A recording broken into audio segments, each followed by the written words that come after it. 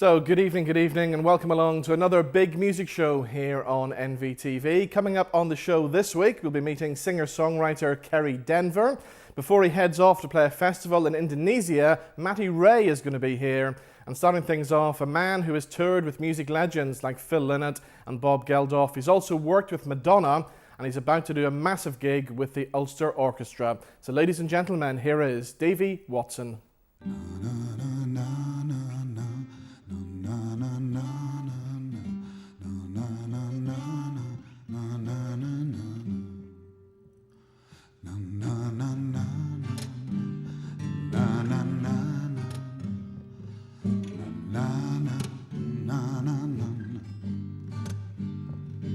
You say it's the end, but it's only the start. This cold world is gonna get hot. There ain't no shepherd, cause we're all black sheep, and the story's just getting to its plot. We've been going through these changes, for better or for worse. Come together contradictions, when separating is a curse. One world, one race. Is that supposed to be a saving grace? No color, no creed. Then tell me why can't this be? We're up in arms, you ask why. Why can't these people ever get along? And then you hear the battle cry as everybody sings their freedom song. One world, one race. Is that supposed to be a saving grace? No color, no creed. Then tell me why can't this be? Na na na na na na na na na na na na na na na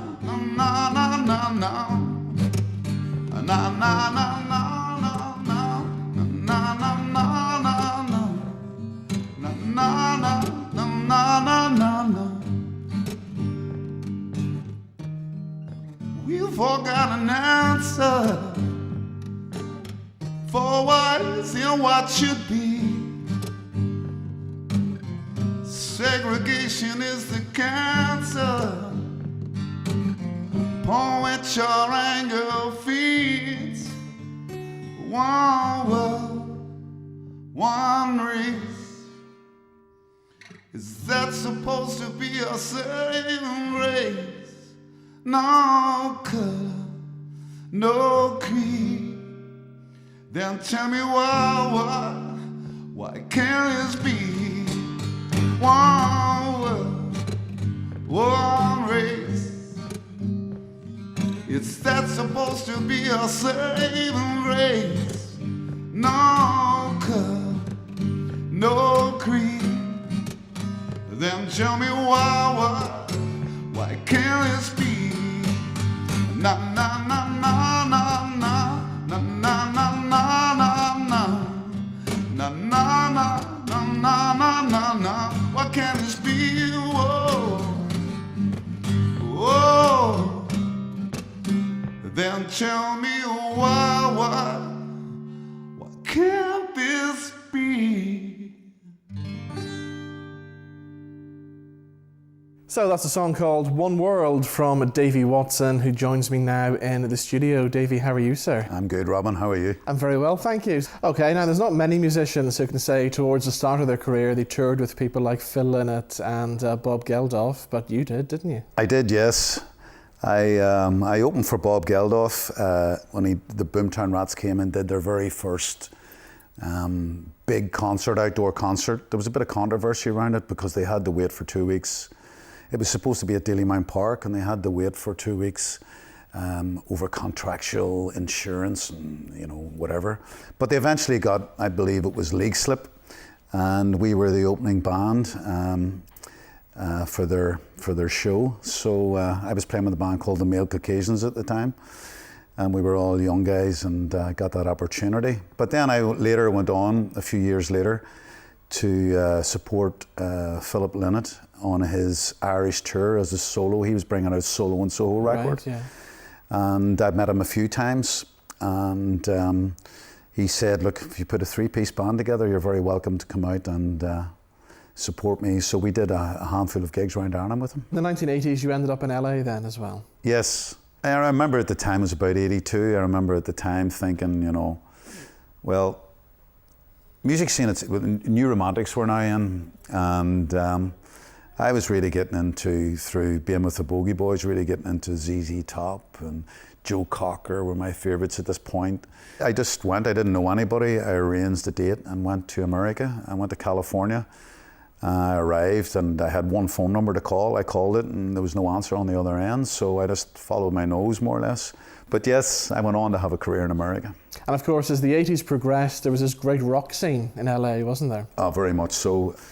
You know, I was more interested in, like I say, Ray Charles and Joe Cocker and the California sound. Yeah. Tom Waits, Ricky Lee Jones was out at the time. Chucky Wise, he wrote a song about him. And that sort of hangover from the 70s and the troubadour scene in West LA. But then lo and behold, along comes all this leather and lace and long hair. And I had long hair at the time too, but I kept being associated with these guys, you know, and it really wasn't my scene, to be honest. This was sort of like a metal thing now. But it did bring with it a lot of rock and roll. And I worked through that and played. I was playing with more eclectic bands, you know. I was into Little Feat, sort of funk, or not any particular genre. You take the work where it comes when you're working in LA, so you would take the gigs that are there, you know. And you ended up working with Madonna at one stage as well, didn't you? I did, yes. Madonna made a record, Bedtime Stories, and there were no musicians on the record at all. It was all programmed, and it wasn't as if Madonna saw me and so I have to have this guy on the record. It was out of necessity, really. A friend of mine was engineering the record, and there were some samples being used on the record, and one particular sample, Earth, Wind and Fire sample. So my job was to come in and emulate that sample, which I did. I went in and emulated it, and sadly I didn't meet her. Right. She waited to meet me, and by all accounts is very hands-on in the studio. But I was caught there was an accident on the freeway, and I was about, I don't know, half an hour late. And she had waited as long as she could because she wanted to meet the only musician that was going to be on the record. But I got a thank you note from her, and yeah, that was it. You know, I went and did that recording. Now we've got to talk about the 31st of August this year, because you're playing the Ulster Hall. Not just any gig, but you've got the Ulster Orchestra backing you. How did all this come about? Well, it was a surprise to me. Playing around Belfast, I was approached one afternoon by the managing director of the orchestra, Richard Wigley. He approached me and said, Davy, I've heard you a couple of times now. He says, I like what you do. Here's my card. Maybe we can do something. Right away, it became apparent that this was, you know, not only an opportunity for myself, but it was meant to be. Richard explained to me that the orchestra is trying to do an outreach to communities and a project called On Your Doorstep. So the idea being that they would bring the orchestra to your neighbourhood, per se. Yeah. And to try and entice people to come and listen to them who maybe thought that, you know, this is too highbrow, they wouldn't really, you know, they would feel uncomfortable listening to an orchestra. They're not supposed to be there. Now, at the same time, I studied in Trinity music and media technology, which I did a master's there, and it incorporated contemporary classical music. So some of the students, my fellow students, colleagues, were composers, and I would hear about them getting commissions and doing their concerts. And it always seemed like a closed door, closed shop. You know, you would go to come in, it would be in a certain venue, and it would all be word of mouth. And I said, well, why don't you guys advertise this in the back of a tabloid? And so when Richard said he wanted the project On Your Doorstep was about bringing it to the people, I was like, great. And he also said that we're going to work across different genres, and he heard me as a sort of blues, soul, rock singer, which I suppose comes under the rhythm and blues. It's a challenge. While it's flattering, it's also, I'm aware that it could go really south, and it could sound cheesy. So we've been working, I've picked songs that I feel suit, and one of the challenges they want is for me not to write music towards orchestration, that they want to meet me halfway and act like an R&B orchestrator, if you will. So that's really the idea behind the project. You know? So when people come to see the gig, this isn't a little spin-off group from the Ulster Orchestra. This is the full 60-piece orchestra, isn't it? Absolutely. We have an opening act as well called Gormica. Gormica have a 20s, 30s sort of old American blues flavour, but they also incorporate boron and an Irish girl singing, and Dermot Rooney playing a resonator guitar. So it's got this sort of like undertone of Irish. Oh, wow, yeah. It's they have a lovely sound, so they're going to open the show. So once you finish then with the Ulster Orchestra, what's the rest of the year got in store for you? I really want to bring out a record now, a CD, an album. Not all of the songs I'm going to play with the orchestra, of other material and songs that weren't appropriate for the EP. So I want to put those on an album, and that'll be released early next year, and then I'm going to take a band out on the road. So that's what next year holds. Great. You're going to do one more song before you go. What are you going to do this time? Yes, I'm going to do a song called Prayer for the Lonely. It's not about the plight of the homeless, but it's just about homeless people, which is sadly always in our news today. You know, it's actually a crisis.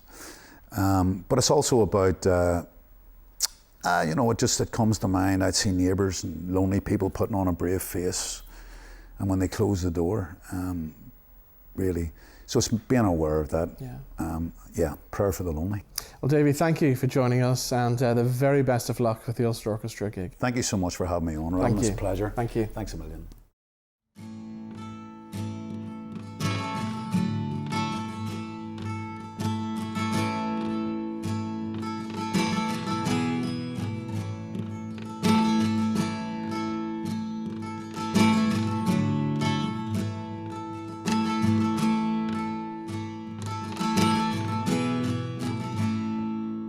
There's a cold wind blowing, she's alone. It's late at night, she's far from home. There's no one to comfort her, hold her tight, no.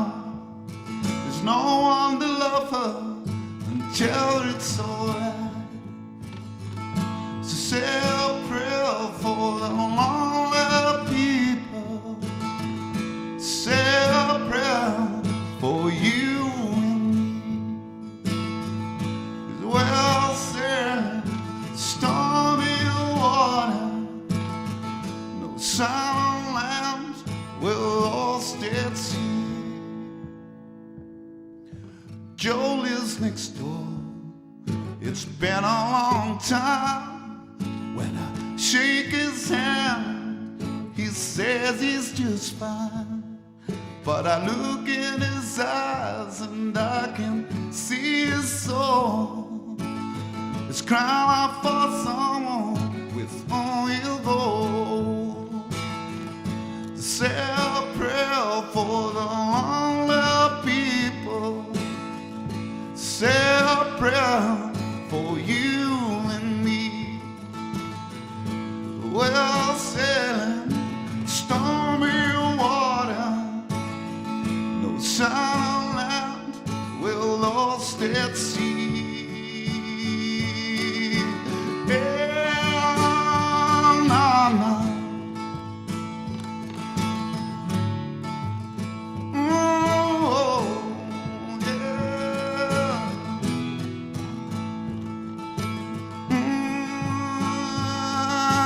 Nah, nah, nah.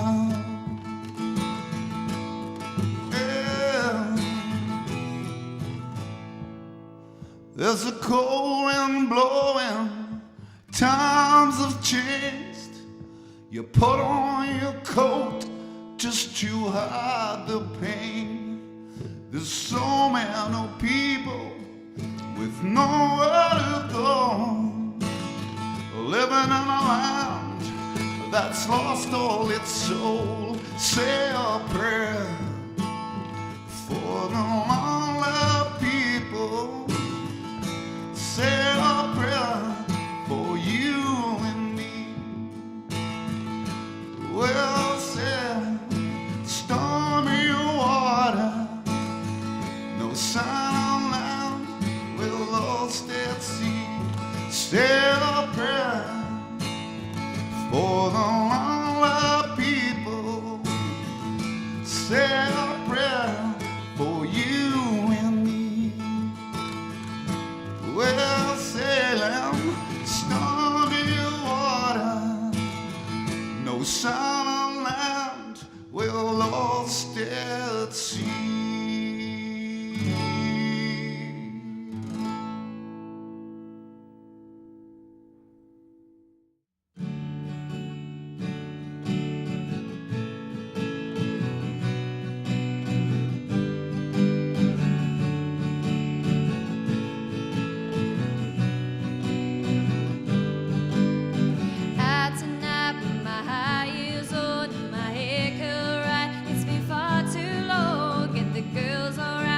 Drinks poured out, put my red dress on, and let's paint the town.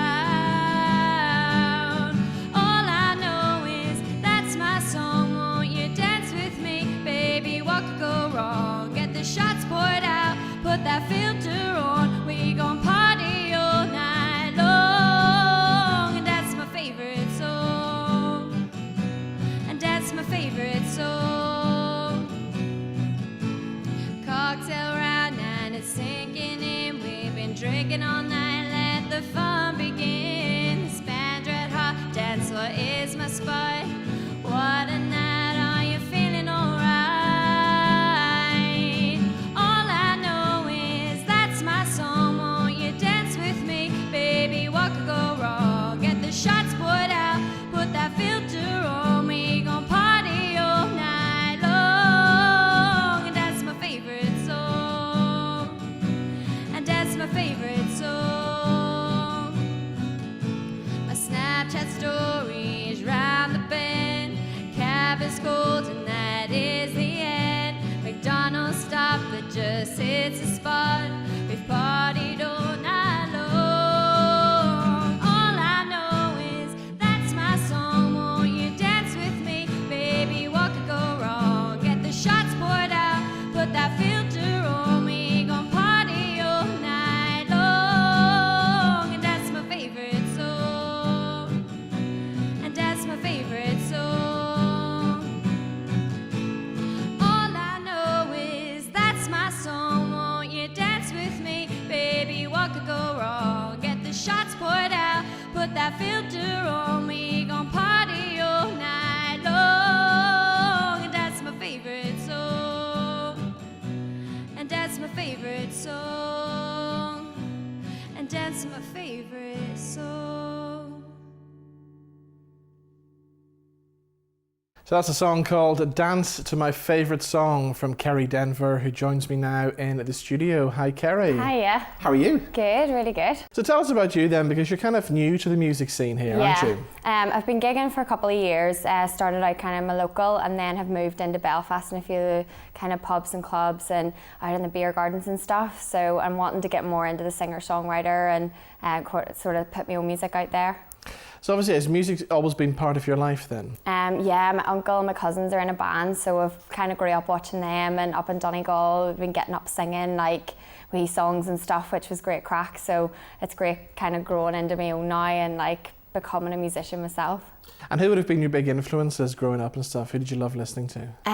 My dad had me listening to like David Bowie, Van Morrison, but then I also liked Westlife, of course, went to them concerts and all the kind of Britney Spears cheesy stuff as well, to my dad's disappointment, but he's still like, I love listening to like Genesis, Deep Purple and kind of like real rocky indie sort of bands, Oasis and stuff, so.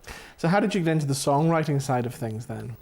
Probably a few broken hearts along the way and then getting the guitar out and kind of like feeding it into sort of putting it out there where other people are kind of going through the same stuff, and that's where it sort of started then, you know, through kind of heartache and things. So you're gigging all around the place at the minute, Yeah. but is there plans to release some material in the future? I'm hoping so. I'm kind of in a contact with a few guys at the minute. I'm hoping to get into a professional recording studio and sort of release something, so that's definitely in the works in the next kind of year or so. I'm hoping to really work on that and work on some sort of good material to get out there. And then what about long-term goals? Where would you love to see yourself?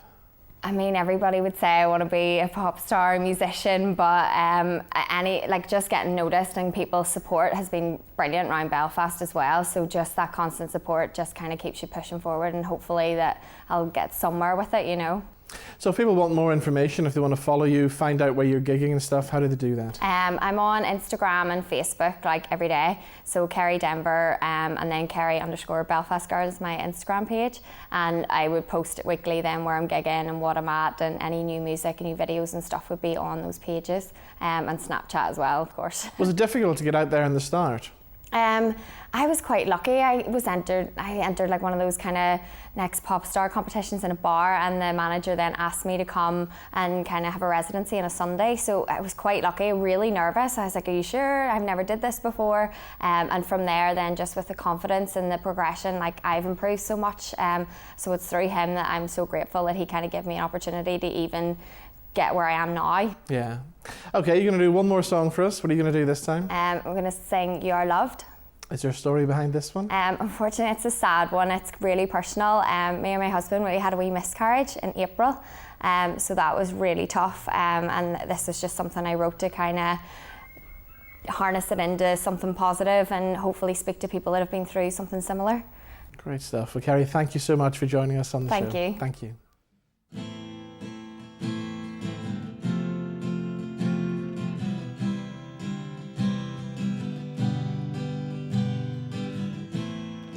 Life can be so damn cruel, don't you think?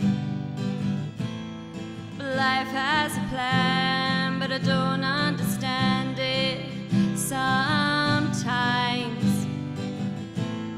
And just when you think it's falling into place, it's torn away. And from excitement to pain in the same day, it's just so hard. I miss you every day, and I don't understand why you would take it away. Who would you have been? What would you have done? A daughter or a son?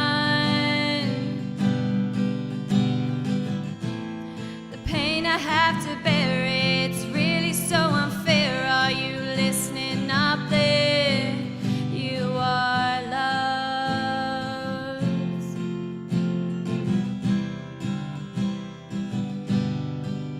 You are loved.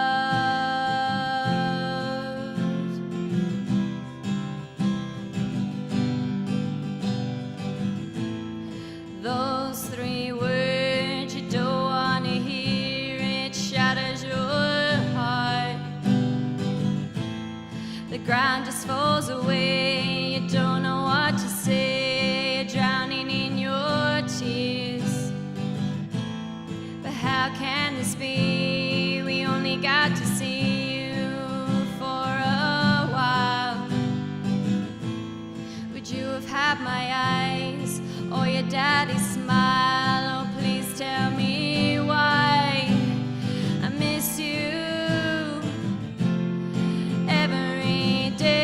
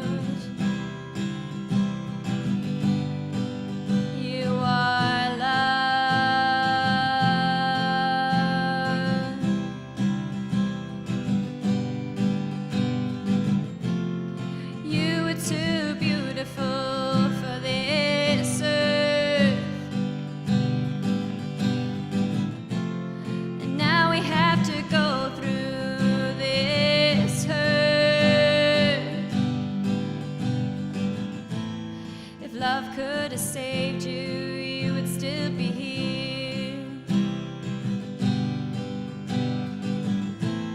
But know that you are loved, and I hope this is clear. I miss you every day, and I don't understand why you were taken away. Who would you have been? What would you have done? A daughter or a son? The pain I have to bear, it's really so unfair. Are you listening up there? You are loved.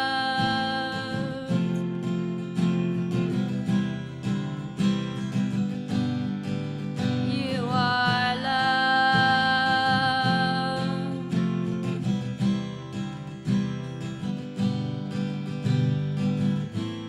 No footprint too small, it can't leave a mark on this world. You are loved.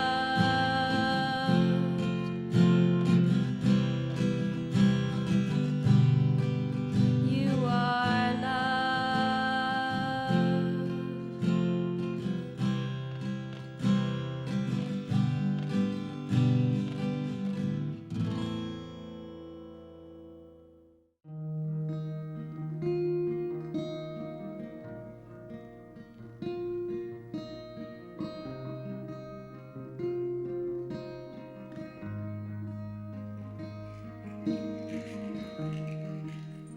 I am nothing without you.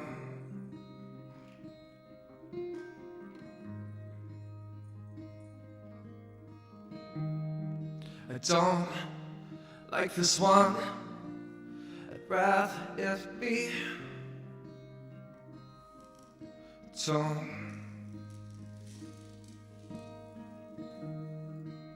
You fill this gap that once was in my heart. You are the light in me, that little spark, and I'm singing. Your love is not paper clip that holds us together. When I'm with you, I'm as light as a thin star. You make me feel better. This doesn't seem true, but one thing's for certain, and that's it. I don't love you.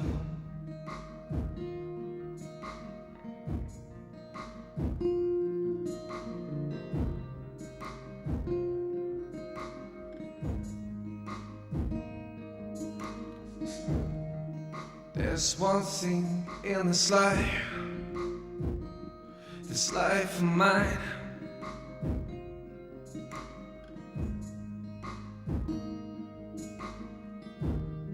I love being with you, spending all my time. You pick me up when I fall down.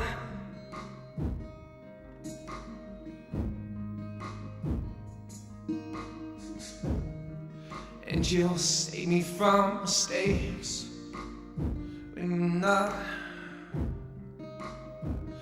you're not around. And I'm singing, your love is the paper clip holds us together. When I'm with you, I'm as light as I've ever done. You make me feel better every time. This doesn't seem true. But one thing's for certain, and that's that I don't love you.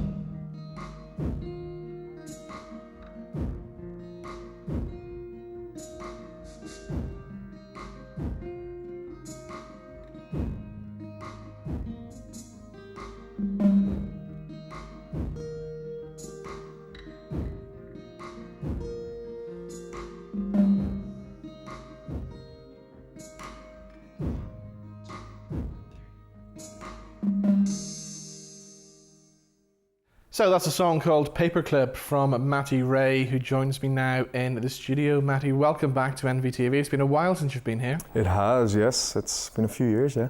So how did the whole singer-songwriter thing start for you? Did you come from a big musical family? Well, my dad's actually, he used to sing in churches, like gospel singing. So we used to go and see him years and years and years ago. And to be fair, it was probably always in the back of my mind. It was always like had my sights on football and loved games and things. And music was never one of them things. And then I took to drums and started playing in like a heavy metal band. And weirdly enough, and we did a Christmas show one year, and the singer asked me to do a bit of backing vocals with him, and we sang, I think it was the Pogues or Jeff Buckley, Hallelujah, or something like that. Yeah. And afterwards the sound guy came over and says, "Kid, you've got decent pipes on you, maybe you should." And then yeah, just one thing led to another, started picking up guitar, taught myself a few basic chords and just took to the streets, yeah. So what about the style? Who was your big influences then? People like George Ezra, admire his ability to write choruses, catchy songs. So, and then there's other songwriters like John Mayer and stuff that I just admire, that are just gods. So yeah. So you've been busy at the minute. You've been in the studio recording, haven't you? I have, yeah. Tell us about that. So yeah, we just finished with a local guy, Owen McGarry. Great wee studio just above the National, and yeah, we recorded a few tracks, and we're just trying to build song by song instead of coming in with an album idea and rushing everything. We want to take a step back and really focus on track by track, you know. Yeah, you sometimes record a song and you listen back to it and you're like, oh, I wish I had done things differently. So we don't want to get to that stage, or I don't want to get that stage. So. And you've been working with some great musicians as well, haven't you? Yeah, I'm lucky enough to know a few guys that play in the Ulster Orchestra, and harpists, and all sorts of musicians, man. And when you think of a band, you think of like there has to be a bass player, and there has to be a keyboardist, and there has to be singers, and I really like the kind of obscurity of having the likes of cello players and things, because a harpist, no one hears this kind of, and it draws people's attention a lot more. And so, as I say, I'm just lucky to have them, yeah. And of course the live gigs as well. You're doing about 15 a week, aren't you? It must be crazy. Yeah, it averages between 10 to 15, like around here in the city, and I'll go across to London to meet the band, and we gig there, and it's just, yeah, but you gotta keep moving, man. You just gotta knuckle down and just keep plugging away.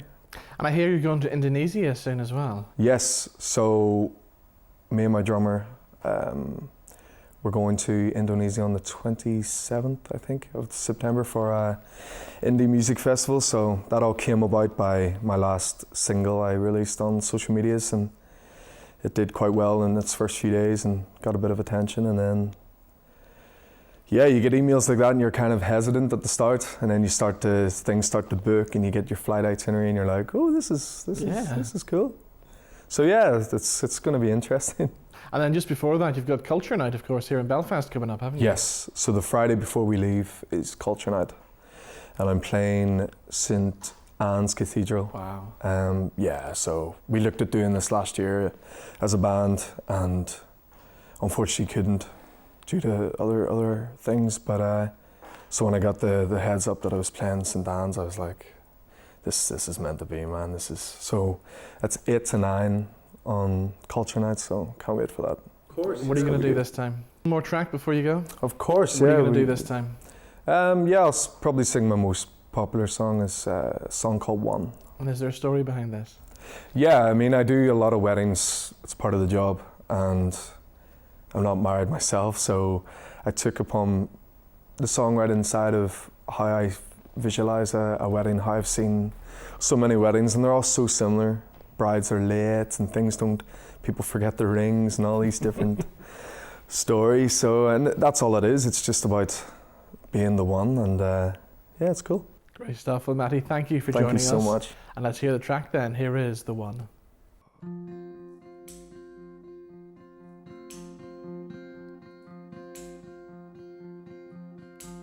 I stand at my feet, I try to control the speed of my chest. She walks through the door, petals fall to the floor.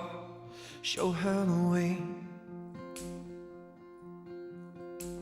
The crowd they stand, the music plays. We say two words, become one today. I love the way I catch you staring at me. Once in our lives, all time will stop, music fades. Let's just take out what we say today. And I will love you from this moment will be perfectly one.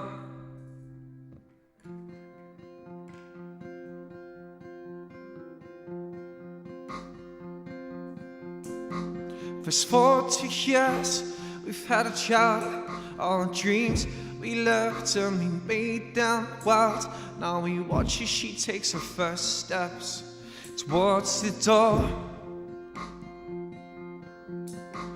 I've got myself off the unemployment line, and I'm in a job. I'm working 9 to 5, trying to get home before the dark settles in. Once in our lives, all time will stop and the music fades.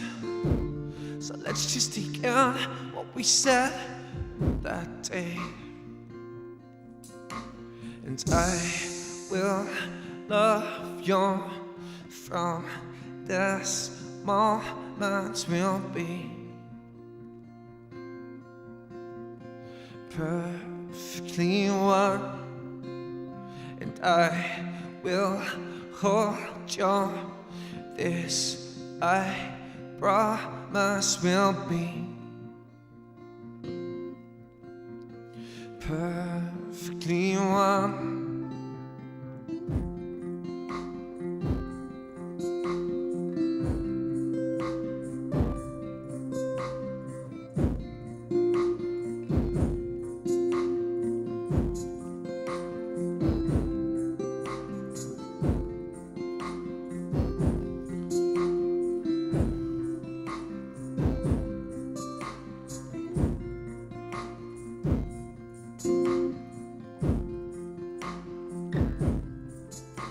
I stand at my feet, I try to control the speed of my chest as we walk through the door.